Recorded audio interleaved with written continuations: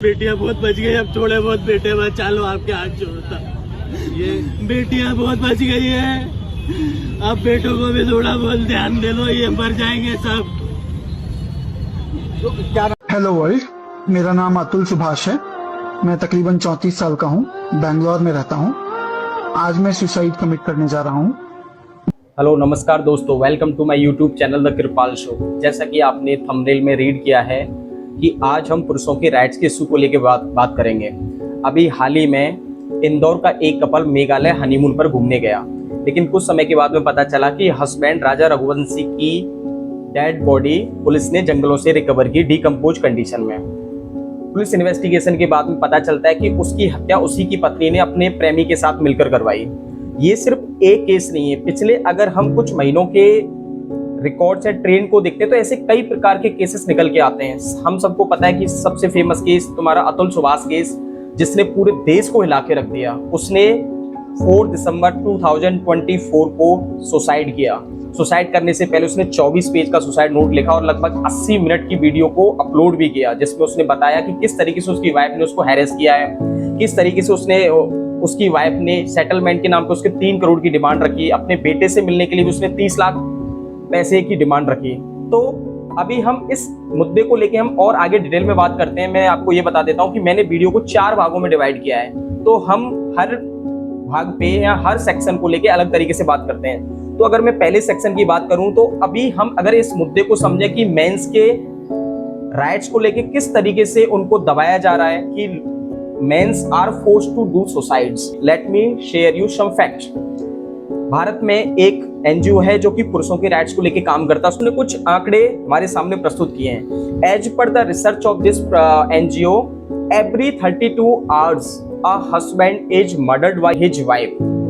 और 2023 में in 2023 306 husbands were murdered by their wife. और दूसरा, हमारे भारत में नेशनल कमीशन ऑफ वुमेन ने भी एक स्टडी को कंडक्ट किया 2022 में। इसके माध्यम से भी 3000 males were harassed under the sexual offences और अंडर द फॉल्स एलिगेशंस। चलिए अब हम वीडियो के दूसरे हिस्से की बात करते हैं कि व्हाई इज दिस हैपनिंग। तो there are some specific reasons behind this trend. पहला ट्रेंड आता है सोसाइटल स्टीरियोटाइप्स और स्टिग्मा का। भारत एक पैट्रियार्कल कंट्री है, as we all know that. तो men are always considered as a protectors, not as a victims। अगर मेल्स एक्सेप्ट करते हैं कि yes they are abused by their female partner, तो जनरली उनका समाज में मजाक उड़ाया जाएगा कि बताइए आपकी पत्नी ने आपके साथ ऐसा किया। तो जनरली उनकी मस्कुलिनिटी पे, उनकी मर्दानगी पे सवाल ना उठे, इसलिए वो इन केसेस को कभी कंप्लेंट फाइल नहीं करते। इस वजह से भी ये ट्रेंड बहुत देखने को मिलता है। और अगर हम दूसरे कारण की बात करें तो दूसरा कारण है लीगल बायसनेस। हमारे देश में जो भी महिलाओं की सुरक्षा के लिए कानून बनाए गए हैं, उनको प्रो वुमेन माइंडसेट के साथ बनाया गया है, जो कि एक अच्छी बात तो थी। जैसे कि सेक्शन 498A जो 1983 में उसको ऐड किया गया, जिसके माध्यम से डावरी क्रूअल्टी को लेके किसी भी हस्बैंड या फिर उनके किसी भी इन लॉज को जेल में डाला जा सकता है बिना किसी वारंट के। उनको हैरेस किया जाता है, चाहे रेप लॉज हों या चाइल्ड कस्टडीज वाले लॉ हों या prevention of sexual harassment at work place या फिर डोमेस्टिक वायलेंस एक्ट ऑफ 2005। हर कानून में जेंडर को न्यूट्रल ना रख के सिर्फ वो महिला स्पेसिफिक तरीके से वो उस कानूनों को बनाया गया, जिसकी वजह से उन कानूनों का मिसयूज होता है अच्छे तरीके से। तीसरा जो कारण है वो है चेंजिंग जेंडर डायनेमिक्स। जैसे तो power dynamics are changing in the relationship. और हरियाणा में एक स्टडी कंडक्ट हुई है, the women which are educated enough, then there are very heavy chances if their husband beats them, then they will certainly retaliate them, or they do not consider this thing as any bad thing. Actually, this is also a reason that why this trend is going on. And the fourth reason is that adultery and extramarital affairs.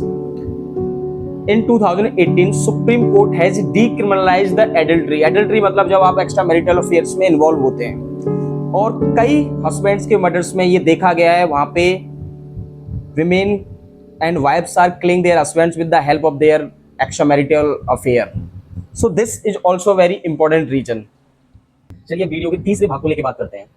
तो mains rights को लेके जो कौन कौन से की issue हैं, उसमें पहला जो इशू आता है वो है false accusations. Supreme Court has also acknowledged that Section 498 has been misused very heavily, and the convictions rate are in these cases are only 15%.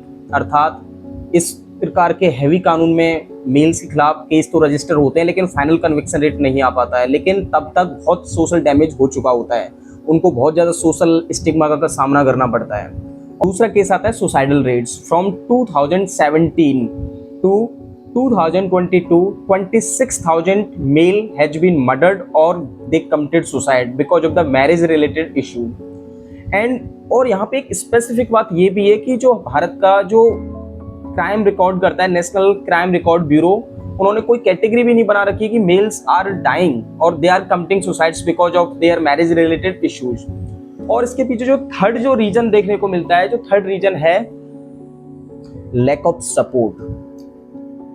Mails does not have any platform where they can share their pain. Even Delhi में जो महिलाओं के mental stress को लेके जो भी call centre स्थापित किए गए थे, वहां पे भी 2% are calls are coming from the distress males because they do not have any other platforms.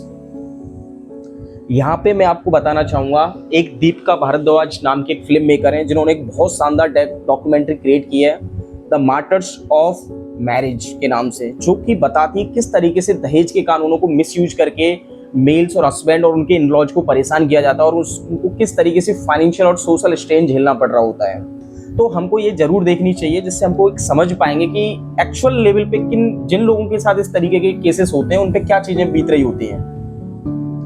और यहाँ पे ये that is not the fight man versus women, यहाँ पे फाइट है न्याय की, जस्टिस की, इक्वालिटी की, क्योंकि गलत यहाँ पे किसी के साथ भी हो सकता है। No doubt still the crimes against womens are very high comparatively with the mens, but still we can not ignore any single case. If someone has to lost his life then we have to question ourself कि are we really giving the true equality to our citizens of our country or we are just looking into the lens of the only gender specific sense। तो अगर अब हम सब तक हमने video में ये जाना कि एक्चुअल में मुद्दा क्या है, किस तरीके से males are targeted by their female partners और उसके पीछे क्या कारण है। अब अगर हम बात करें तो अब इन चीज़ों को रोका कैसे जा सकता है इस ट्रेंड को, क्योंकि कहीं ना कहीं सामाजिक स्तर पे इस प्रकार के ट्रेंड्स हमारे जो सबसे सेक्रेट जो सोशल इंस्टीट्यूशन है मैरिज, उसी को खतरे में डाल देता है। लोग काफ़ी सोचने लगे कि क्या उनको वाकई शादी करनी चाहिए और इस तरीके की चीज़ों से क्या वाकई हमको पीस मिल सकती है। तो चलिए अब हम सोल्यूशन को लेके बात करते हैं। तो सोल्यूशन में जो पहला जो सोल्यूशन है, जो बहुत ही प्रैक्टिकल से सोल्यूशन है, उसमें कोई बहुत रॉकेट साइंस लग नहीं रही है ना दिख रही है, वो है जेंडर न्यूट्रल लॉज। भारत में जो भी कानून है, चाहे वो 498A वाला हो, डावरी लॉज हो या रेप लॉज हो, उन सबको हमको जेंडर न्यूट्रल बनाना चाहिए। और भारत कोई इसमें पहला देश नहीं है। Already in United Kingdom gender harassment act of 1997 is there, जो कि बिल्कुल जेंडर न्यूट्रल वाला लॉ है। Same law we can also find in the USA, South Africa, Finland. There are many global examples we have are already there. So government and the policy makers should come forward और उनको इस प्रकार के कानून लागू करने चाहिए। Otherwise इस मैरिज नाम का जो इंस्टीट्यूशन जो अभी हम देख पा रहे हैं 2025 में, बहुत जल्दी 20-30 साल में ये पूरी तरीके से फेड अवे होगा फिर, क्योंकि लोग अपनी जान को रिस्क में नहीं लेना चाहते और जो ट्रेंड जो दिख रहा है जो कि काफी खतरनाक ट्रेंड है। तो दूसरा इसका जो है अवेयरनेस कैंपेन्स, हम अवेयरनेस के माध्यम से भी इस मुद्दे को एड्रेस कर सकते हैं। इसमें मीडिया, इन्फ्लुएंसर्स, पॉलिसी मेकर्स और जो भी समाज के रिस्पॉन्सिबल लोग हैं उनको आगे आना चाहिए, उनको बात करनी चाहिए कि मेल्स आर ऑल्सो टारगेटेड। हम हमेशा उसी सेंस में नहीं देख सकते कि सिर्फ महिलाओं पे ही अत्याचार हो रहे हैं, समाज में पुरुषों पे भी अत्याचार हो रहे हैं, जैसे कि कई सारे केसेस को हमने डिस्कस भी किया। जो तीसरा जो तरीका है जिसके माध्यम से हम इन चीज़ों को रोक सकते हैं, that is the educational dialogues. हमें स्कूलों में सिखाया जाना चाहिए लड़का और लड़की को, दोनों स्टूडेंट्स को, कि किस तरीके से रिलेशनशिप में चीज़ों को म्यूचुअली आगे लेके जाया जा सकता है। फोर्सफुल चीज़ें नहीं होनी चाहिए, क्योंकि फोर्सफुल चीज़ें कभी भी स्टैंड आउट नहीं करती हैं। और इसके पीछे एक और सोल्यूशन जो मैं पर्सनल सेंस में भी सोचता हूँ, लड़कियों को, महिलाओं को भी आगे आना चाहिए। अगर उनके कंपनी में, अगर उनके सर्कल में अगर किसी भी मेल्स के अधिकारों को उसको दबाया जा रहा है, उसके अधिकारों को छीना जा रहा है, तो विमेन शुड कम फॉरवर्ड और उनको उनके अधिकारों के लिए खड़ा होना चाहिए। जैसे कि अभी 2 साल पहले मी टू मूवमेंट भी देखने को मिला, जहाँ पे कई सारी महिलाओं ने अपने साथ सेक्सुअल हैरेसमेंट को लेके बात की, पब्लिकली बात की, तो उसको उनके सपोर्ट में बहुत सारे मेल भी आगे आए, बहुत सारे लोगों ने उनको सपोर्ट किया। तो उसी प्रकार से जब मेल्स पे अत्याचार हो रहे हैं तो फीमेल्स को भी आगे आना चाहिए। Fourth is legal reforms. हमको हमारे कानूनों को, जैसा कि मैंने पहले पॉइंट में भी डिस्कस किया है, कि हमको उनको जेंडर न्यूट्रल बनाना चाहिए। और अंत में मैं यही कहना चाहता हूं कि हमको किसी भी सेक्शन को या किसी भी जेंडर को डीमोनाइज नहीं करना चाहिए। ये सच बात है कि पुरुषों पे अत्याचार बढ़ रहे हैं, लेकिन महिलाओं पे भी अत्याचार बहुत ज़्यादा होते हैं। हमको इन चीज़ों को लेके बैठना चाहिए, बात करनी चाहिए, अपने सर्कल्स में बात करनी चाहिए। अदरवाइज ये जो ट्रेंड है काफ़ी खतरनाक ट्रेंड है, जो कि समाज को बड़े स्तर पे नुकसान पहुंचा सकता है। तो मैं अब आखिर में अपनी वीडियो को यहीं पे एंड करता हूं। अगर मैं आपको अपने इस मुद्दे को समझा पाया हूं तो please support me, like, subscribe and share my channel, and thank you, please, thank you for